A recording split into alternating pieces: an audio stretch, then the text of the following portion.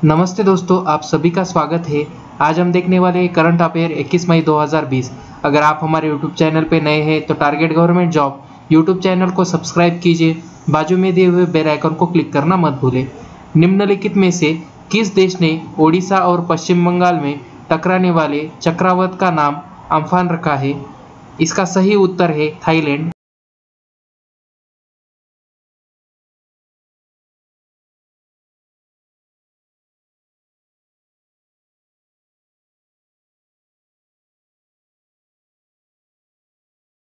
ओडिशा और पश्चिम बंगाल से टकराने वाले चक्रवात का नाम अम्फान थाईलैंड ने रखा है।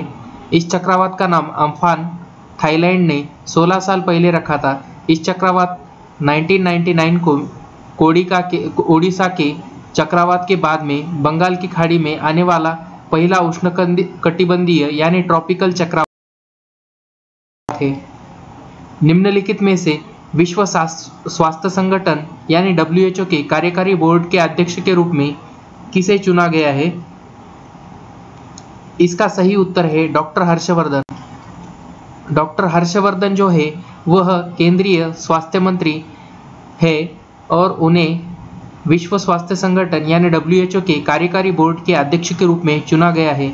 वह 22 मई को जापान के डॉक्टर हिरोकी नाकाटानी के जो उत्तराधिकारी है उनका पदभार संभालेंगे।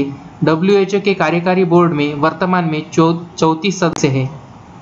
उत्तर प्रदेश के जेवर में नोएडा अंतर्राष्ट्रीय एयरपोर्ट के बनाने के लिए निम्नलिखित में से किस देश की कंपनी को केंद्रीय गृह मंत्रालय ने स्वीकृति दे दी है? इसका सही उत्तर है स्विट्जरलैंड।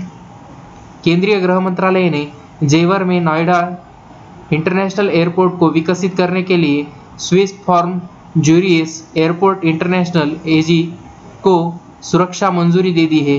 5000 हेक्टेयर में फैले हुए पूरे प्रोजेक्ट को 29,000 करोड़ रुपए खर्च होंगे। यह दिल्ली के इंदिरा गांधी अंतर्राष्ट्रीय हवाई अड्डे और गाजियाबाद के हिंडन हवाई अड्डे के बाद राष्ट्रीय राजधानी क्षेत्र में तीसरा हवाई किस राज्य की दिबांग घाटी में प्रस्तावित 3097 मेगावाट की एटलिन जलविद्युत परियोजना की वजह से जैव विविधता पर पड़ने वाले प्रभाव को लेकर पर्यावरण कार्यकर्ता इस परियोजना को रद्द करने की मांग कर रहे हैं? इसका सही उत्तर है Arunachal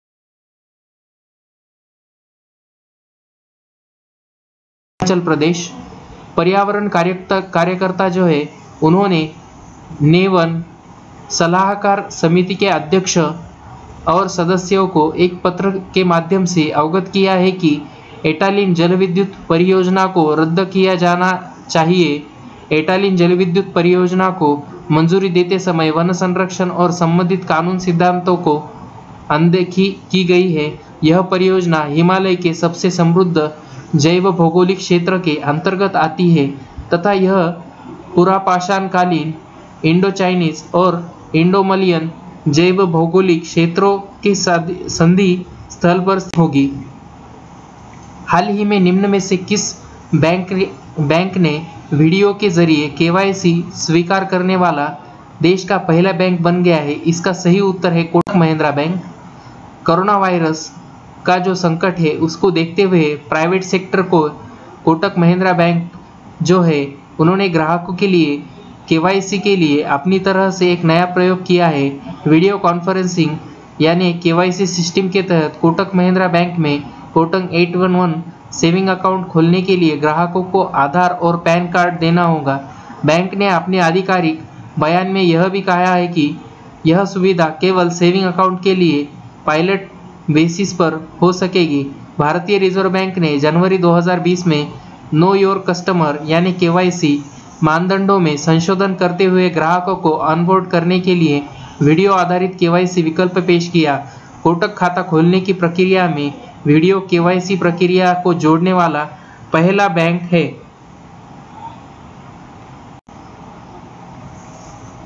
zoological survey of India ने उभयचरों की 20 प्रजातियों को गंभीर रूप से लुप्तप्राय और कितने को लुप्तप्राय के रूप में सूचीबद्ध किया है? इसका सही उत्तर है 25। जूलॉजिकल सर्वे ऑफ इंडिया ने अपनी वेबसाइट पर भारतीय उभयचरों की एक अद्यतन सूची पोस्ट की है जिसमें 20 प्रजातियों को गंभीर रूप से लुप्तप्राय और 35 को लुप्तप्राय के रूप में सूचीबद्ध किया है। गंभीर रूप से संकटग्रस्त उभयचरों में केरल, महाराष्ट्र और कर्नाटक के पश्चिमी घाटों में पाए जाने वाले मेंढक की कुछ प्रजातियां और उत्तर पूर्व की कुछ पहाड़ियों में शामिल है। नाबार्ड ने हाल ही में खरीफ और प्री मानसून संचलन के लिए कितने करोड़ रुपए का फंड जारी किया है? इसका सही उत्तर है 20,500 करोड़ रुपए। National bank of agriculture and rural development यानी नाबार्ड ने 20,500 करोड़ रुपए जारी किए हैं। यह फंड सहकारी बैंकों और क्षेत्रीय ग्रामीण विकास बैंकों यानी आरआरबी के लिए फ्रंट लोडिंग संसाधनों के रूप में कार्य करेगा। खरीफ संचलन में किसान को मदद करने और उनकी प्री मानसून तैयारी के लिए यह धनराशि जारी की गई है। आवंटित राशि में से 15,200 करोड़ रुपए सहकारी बैंकों के माध्यम से और 5,300 करोड़ रुपए आरआरबी के माध्यम से प्रदान किए जाएंगे। हाल ही में किस देश ने फलस्तीनी शरणार्थियों के लिए आर्थिक सहायता का योगदान किया है?